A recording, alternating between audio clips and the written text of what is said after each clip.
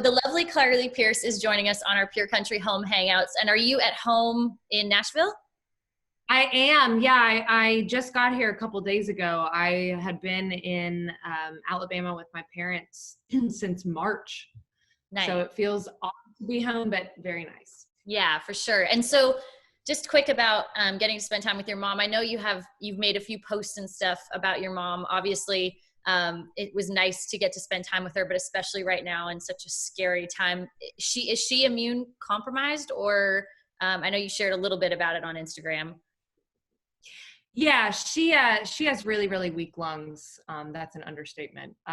So she has some health issues that I just freaked out when this happened, and she had already kind of had to slow down coming to shows just because she's fearful of catching something. And so when this happened, I just went, you know what, I'm probably never going to get this kind of time with my mom again.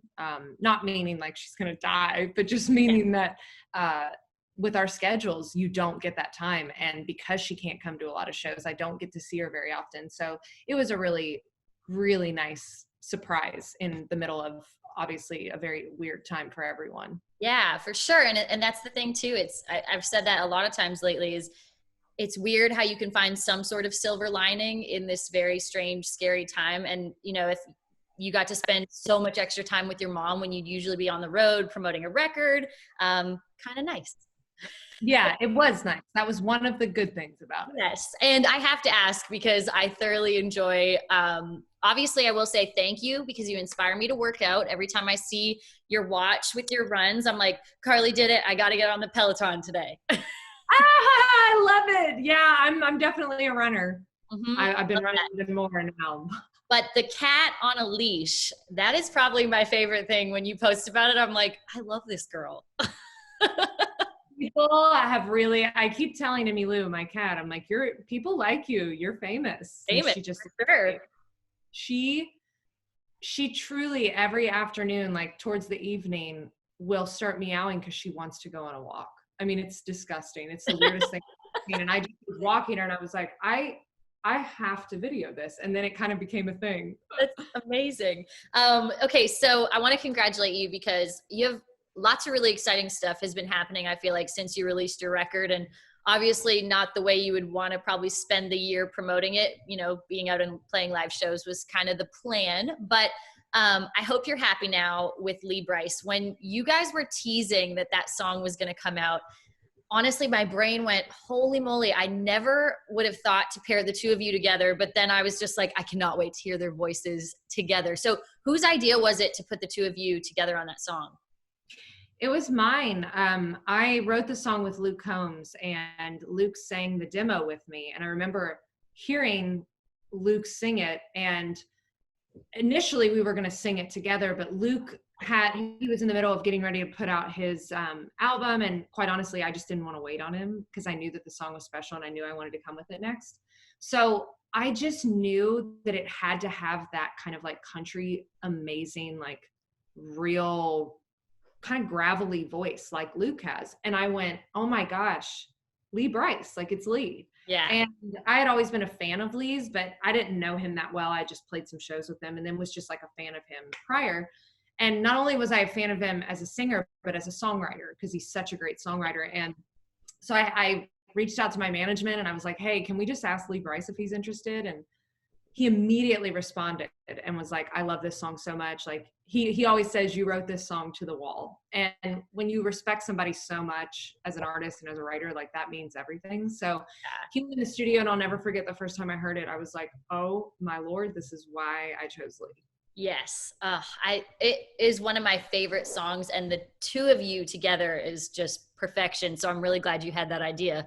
But what's it been like? Because aside from the fact that it's an awesome song, it has been just climbing up the charts, which has been super cool to watch because, you know, I think women in country are getting the recognition that they deserve, and the songs that are strong and well written and have good stories are finally getting recognized. So obviously that song is personal to you. So sorry, my dog is snorting and joining us.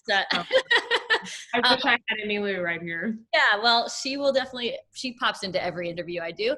But that song's personal to you. So does it make it extra special for that one to be climbing the charts like it is? Yeah, hopefully this is going to be my second number one song. And the first song was so personal. And then to have this one be equally as personal, just a different chapter in my life. But it really is just a really humbling gift from people to see that, oh my gosh, when I really do go vulnerable, because this song certainly doesn't paint me in a great light, and it is how it happened. I hurt someone and I left them kind of in the dust and didn't tell them kind of that I had been done in my head for a while before they knew about it. And but that's real and honest, and it's just amazing to see when you're just real and honest and just yourself, and you just say, hey, like, here's what I have, people latch onto that. So it's like, it's proven to me again, write what I know and do what I know in my head to be who I am. Yeah. And for me, that song was kind of a maturing message to me, because it honestly made me go back and realize that in my past relationship, I maybe didn't realize that I was in your position. And, I see my ex who's moved on and married, and I'm like, you know what? I'm actually really happy that he's happy now, because I kind of put him through the ringer. So I'm so happy to see that.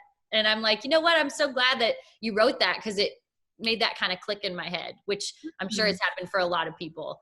Yeah, I think what's so interesting about this song is Luke and I wrote it from two different perspectives. So we had the common phrase, I hope you're happy now. He was writing it playing my ex, and I was writing it genuinely hoping the best for this person, but he's not really hoping the best for me, So it's just interesting. I feel like no matter which side of the story you're on, if you're on Lee's side or my side, you've experienced some form of this. Oh, for sure. And then you did something really cool during this time with your song, It Won't Always Be Like This, which I'm sure when you wrote it and released it, you did not have any of this craziness in your mind, but it's so cool that I feel like this song almost got a second life to it in this time, because people are going, wow, I relate to this even more now. And then you guys did the video that was on Good Morning America with, the tribute. How special has it been to get the feedback from people on not just the song, but the video and everything too? That song had already kind of like taken on a new meaning for me, 7 weeks after I released, or that I turned my album into my record label back at the end, or at the beginning of the fall last year. My producer Busbee, that is responsible for both of my records, he was diagnosed with brain cancer and died in 7 weeks. And so it already took on like a new meaning of, oh my gosh, we had no idea when we were recording this song in the studio, and everybody felt like it was so special that this was going to be the last time that I would work with like like the guy that really helped me for 5 years. Yeah. And then to see all of this happen, and then to see, I really wanted to put together, I knew this song was speaking to people because I would have so many people reach out to me. Hey, I'm a healthcare worker. Hey, my mom is this. Hey, we're dealing with a family member that's fighting COVID. Like, this song is bringing us comfort. So I wanted to create a video where people could really relate to all of the things going on. And then the final chorus, I'm showing you from my perspective how my life has changed, and then bringing my band back in as we're all in our homes. So it's just, the power of music is so crazy. And when you write something, you don't really know what it's even going to do. But sometimes universal messages like "it won't always be like this" can mean so many different things for different people. Yeah, for sure. And for what you've gone through in losing Busbee, not only, a person who's a part of your creative, being, but also a part of your life. I think having what's happening right now with your music is probably the best tribute and thank you to him that could have ever come of the stuff that you worked on with him. It's so true. I vividly remember us going back and forth with "I Hope You're Happy Now," and he was working on Lee's vocal, and it was during "I Hope You're Happy Now," that was the last song we were finishing for the album, that he had his first inkling. He had an episode, and that's when they found out. So just to be able to take this song all the way will mean even more to me, because I vividly, like, this is the last thing I worked on with him that we knew something. Yeah. Well, I love seeing you succeed, just because I think you work so hard and you deserve it. And I think it's admirable. I think country music artists do this a lot, but especially you. I think every song you put out, I'm like, man, this girl is just, you know, showing us her life and what she's been through. And that's not always an easy thing to do, to be super honest and open with your people. But I think that's what makes you super special. So I hope you keep doing it. I feel like more than ever, I know my place, and it's to share as much as I can. And I appreciate that fans have given me that confidence. Yeah, for sure. Well, I won't keep you too much longer, but I just want to ask you, because I think a lot of people are dealing with just figuring out how to deal with this craziness that's going on and this new norm. It's hard sometimes. I know I struggle daily. What have you been doing to just kind of trying to find some sort of sense of normalcy and peace during this time? I feel like I allow myself to feel, I guess, like give permission if I'm not having a good day. And also just understand that for the first time in my life, I feel like everybody around the world is feeling the way that I am. And you just kind of have to try to look at what are the positives of this. And for me, getting to see my mom, getting true rest for the first time in 3 years, getting to be creative in stillness. I'm now writing again and hopefully going to release. I don't know what my next single is going to be because I've written some things I really love during this time, and I don't want to wait on them. Just taking it for what it is, and hopefully just trying to see any kind of silver lining that you can of there's got to be beauty in it somewhere. Yeah, for sure. Well, I can't wait to hear whatever you've been working on during this time. It sounds exciting. I'm excited. I, again, didn't know I had things to say, but yeah, I did. That's awesome. Well, thank you so much for doing this. And I hope sooner rather than later, we get to have you back in Canada to play some live shows and hear some new music. But until then, we'll just keep watching your socials and keeping in touch with you there. Awesome. Thank you so much. All right. No problem. Have a good day. You too. Bye.